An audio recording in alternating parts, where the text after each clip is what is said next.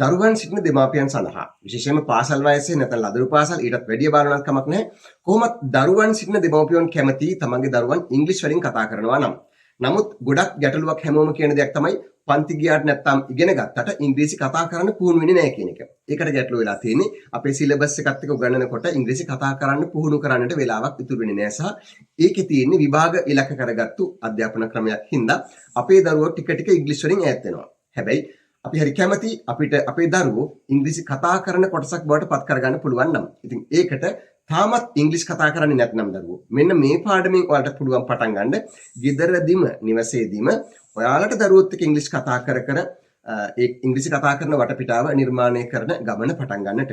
අද මම කියලා දෙන්නම් ආරම්භයක් වශයෙන් මූලිකවම ගෙදරදී නිතරම දරුවන්ට කියන්න වෙන විධාන ඉල්ලීම් සහ දරුවොත් එක්ක කතා කරන જાති 10ක් මෙන්න මේ 10න් පටන් ගන්න ඉංග්‍රීසි කතා කරන්න. එතකොට දරුවන්ට දැනෙයි ඉංග්‍රීසි කියන්නේ අපේ ජීවිතේ කොටසක් කියලා.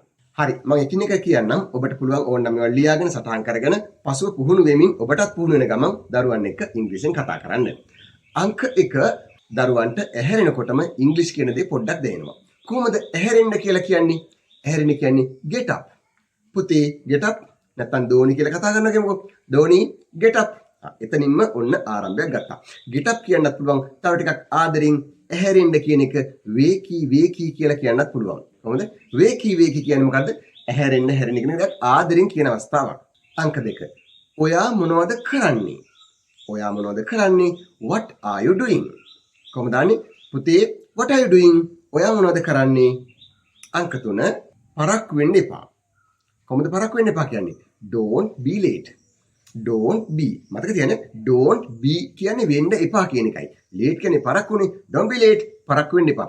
ඔබගේ ඉංග්‍රීසි දැනුම පොඩ්ඩක් තියෙනවා නම් තව පොඩ්ඩක් වෙනස් කරලා කියන්නත් පුළුවන්. දැන් don't be කියන්නේ වෙන්න එපා කියන එකනේ. Don't be late පරක්කු වෙන්න එපා. එහෙනම් කම්මැලි වෙන්න එපා කියන්නේ කම්මැලි කියන්නේ lazy කියන වචනේ ඔයා දන්නවා නම් පුළුවන් don't be lazy කම්මැලි වෙන්න එපා. මෝඩ වෙන්න එපා. කොහොමද කියන්නේ? Don't be foolish. foolish කියන්නේ මෝඩ. මේ හැම එකක්ම සටහන් කරලා තියාගෙන හරි කමන්නේ කියන්න පටන් ගන්න. තවත් වෙලාවකට අපි දරුවන්ට කියලා විවිධ දේවල් ගෙන්න ගන්නවා. පුතේ මට ටවල් එක අරන් එන්න. පුතේ වගේ ෆෝන් එක අරන් එන්න ඕන කියන නේද? අරගෙන එන්න කියන්න හොඳම ක්‍රමය තමයි get me කියන එක. මොකද්ද? ගිහින් අරන් එන්න කියන්නේ කොහොමද? get me. එහෙනම් කොහොමද කියන්නේ ෆෝන් එක අරන් එන්න කියලා? get me the phone. දැන් මොකද්ද ගේන්නේ කියන එක සටහන් කරලා get me කියන දණත එක කියන්නේ. get me the phone.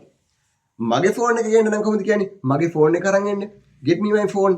දැන් මේ තැන් වලින් බලාපොරොත්තු වෙන්නේ අපි දේවල් දන්නව වෙන්නට පුළුවන්. හැබැයි දන්නවනට දරුවන්ට ඕක ඉංග්‍රීසි කියන දේ ජීවිතේ කොටසක් බවට පත් වුණොත් අපිට එදිනෙදා කතා කරන වචන කිහිපයක් ටිකක් වැඩියෙන් ඉංග්‍රීසි ඇහුනොත් ඒ දරුවන්ට ආස හිතෙනවා ඉංග්‍රීසි භාෂාවට. ටිකෙන් ටික ඉංග්‍රීසි වලින් ඈත් වෙනව වෙනුවට ඉංග්‍රීසි කියන දේ තමන්ගේ ජීවිතේ කොටසක් කරන්නයි මේ දේවල් ගෙදරදී අපි කතා කරන්නේ. හරි ඊළඟට අපි අහනවා එක එක දේවල් කොහෙද තියෙන්නේ කියලා. ෆෝන් එක කොහෙද තියෙන්නේ? ටවල් එක කොහෙද තියෙන්නේ? where is the කියලා අහන්නේ. කොහොමද අහන්නේ? where is the phone? පොත කොහෙද තියෙන්නේ කියලා. ඔව්. where is the book? ඔයාගේ ෆෝන් එක කොහෙද තියෙන්නේ? අන්න. where is your phone? where is your phone? වෙනස් කර කර අහන්න පුළුවන්. ඊළඟට ඔයා දැක්කද? ඔයා අම්මව දැක්කද? ඔයා නංගිව දැක්කද? එහෙම නැත්නම් ඔයා ෆෝන් එක දැක්කද? ඔයා මගේ ෆෝන් එක දැක්කද? එහෙම නේද? එහෙනම් did you see කියලා ඒක අහන්නේ. ඔයා ෆෝන් එක දැක්කද කියලා අහන්නේ කොහොමද? did you see the phone? ඔයා මගේ රතු පෑන දැක්කද? හා කොහොමද අහන්නේ? Did you see my red pen? Did you see my red pen? හරි. ඒ did you see කියලායි ඔයා දැක්කද කියලා අහන්නේ. ඊළඟ අවස්ථාව ඔයාට බඩගිනිද? අපිට අහන්න වෙනවනේ නිතරම. කොහොමද ඔයාට බඩගිනිද කියලා? Are you hungry? Are you hungry? පුතේ are you hungry? තවත් තැනක් තමයි අපිට පුතා හරි දුව හරි කවුරු හරි කතා කරපුවා අම්මේ කියලා කතා කරනවා. එයාලා මේ තැන්වල සිංහලෙන් කතා කරපුදී. වැදගත්ම තැන එයාලට එකවර ඉංග්‍රීසි කතා කරන්න කියලා බල කරන්න එපා. මේක බොහොම ලස්සන යන ගමනක්. බල කරන්න එපා එයා ඉංග්‍රීසි කතා කරන්න කියලා. ඒක ඉබේ සිද්ධ වෙයි. සිද්ධ වෙන ගමන් ඔයාලා දරුවන්ට කලින් ඉංග්‍රීසි කතා කර කර ඒක දරුවන්ට සංක්‍රමණය කරන්න ඕනේ. හරි. අම්මේ කියපුවම නැත්නම් අප්පච්චි කියපුවම අපි ඇයි කියලානේ අහන්නේ. කොහොමද ඉංග්‍රීසි වලින් ඇයි කියලා අහන්නේ? yes කියලා. අම්මේ yes yes පුතා why කියලා අහන්න එපා. ඇයි කියන එක why කියලා අහන්න එපා. කවුරු කතා කරපුවම.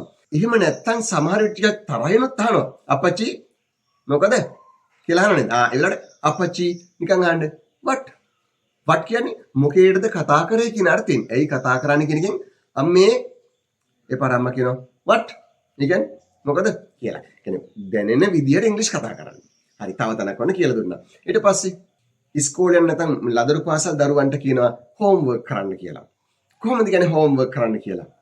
Do your homework. Do your homework. ඔගේ homework කරන්න. ඊළඟට අවසාන වශයෙන් එපා කියන දේවල් නම් අපි අනන්තවත් කියනවා. අඬන්න එපා, කෑ ගහන්න එපා, දුවන්න එපා නේද? එපා කියන්නේ don't කියලා. don't සමග ඔයාලා දන්න ඕනෙම ක්‍රියාපදයක් කියන්න පුළුවන්. අඬන්න එපා, don't cry. දුවන්න එපා, don't run. සෙල්ලම් කරන්න එපා, don't play. TV එක off කරන්න එපා, don't turn off the TV. turn off කියන්නේ off කරලා දානකොට. don't turn off the TV. කාලි නාස්ති කරන්න එපා. කොහොමද කියන්නේ කාලි නාස්ති කරන්න එපා කියලා? don't waste your time. your time ඔයාගේ වෙලාව. don't waste කියන්නේ නාස්ති කරන්න එපා කියන එකයි. don't waste your time ඔයාගේ කාලි නාස්ති කරන්න එපා. ඔන්න මේ භාවිතා ඔබ දන්නවා වෙලට පුළුවන්. නමුත් වැඩේ උනේ අපි මේවා කතා කරේ නෑ. බොහෝ ගෙවල් වල මේවා කතා කරන්නේ. කතා නොකර ජීවිතේ කොටසක් බවට පත් කරන්නේ නැතුව දරුවන්ට ඉංග්‍රීසි පොතක් දීලා ඉගෙන ගන්න කිව්වට අපිට වෙච්ච වැඩේමයි වෙන්නේ. ඔවුන් ඉගෙන ගන්න එක විභාගයකට සීමා කරලා නිකන් ඉන්නවා. ඊට පස්සේ ඉදිරියේ සමාජයේ අනිවාර්යෙන් ඔවුන්ට ඉංග්‍රීසි කියන දේ අත්‍යවශ්‍ය වෙන ජීවත් වෙන්නට අපරාධ හිතේ අපේ ජීවිතේ අනේ අපිට කරන්න පුළුවන් දේ අපි කරේ නෑනේ කියලා. ඒත් එක්කම දැන් මේ වගේ දේවල් ගොඩාක් තියෙන පාඨමාලාවක් තියෙනවා. ගොඩක් දෙමාපියෝ සම්බන්ධ වෙනවා. දෙමාපියෝ විතරක් නෙමෙයි සියලුම ඉංග්‍රීසි ඕනේ හැමදේනම සම්බන්ධ වෙලා හැමදාම කතා කරන වාක්‍ය සියල්ලම පහේ. පුරුදු වෙන ගමන් අපි ඉංග්‍රීසියෙන් ගොඩක් රස විඳින ගමන් මාස 4ක පාඨමාලාවක් තියෙනවා ඔන්ලයින් තියෙන්නේ. වයස් ભેදයක් නැහැ ඕන කෙනෙකුට සම්බන්ධ වෙන්න පුළුවන්. සම්බන්ධ වෙන්න ඕනේ අය මෙන්න මේ පහත අංකයට නම විතරක් WhatsApp කරන්න තොරතුරු ලබා දෙන්නම්. ඒ පාඨමාලාව ඇතුලේ අපි ඉංග්‍රීසි කතා කරනවා විතරක් නෙමෙයි ඉංග්‍රීසියෙන් විවිධ ක්‍රියාකාරකම් කරමින් හැමදාම ජීවිතයට ඉංග්‍රීසි ගලප ගනිමින් කියන්නේ ඉංග්‍රීසි කතා කරන ගමන් ඉංග්‍රීසියෙන් කතන්දර අහනවා, පොඩි අයත් එක්ක කතා කරනවා, යාළු සමාගම් තියෙනවා. ඉංග්‍රීසියෙන් ඕනෙම තැනක ඕනෙම රටක ගිහිල්ලා ජීවත් වෙන්න පුළුවන් මට්ටමටම අපිව පත් කරන විශේෂ පාඨමාලාවක් තමයි ආරම්භ වෙන්නේ. ඉතින් බය නැතුව ඉංග්‍රීසියෙන් ජීවත් වෙන්න ඕනෙම තැනක ගිහිල්ලා සම්බන්ධ වෙන්න පුළුවන්. ඔන්න මේක තමයි අංකය ඔබගේ නම WhatsApp කරන්න ඕනේ තොරතුරු ලැබෙයි. හරි. ඒ මතක් කරේ ඉංග්‍රීසි ගොඩක් හදිසියෙන් ඕන්ලා තියෙන හැම දිනාටම.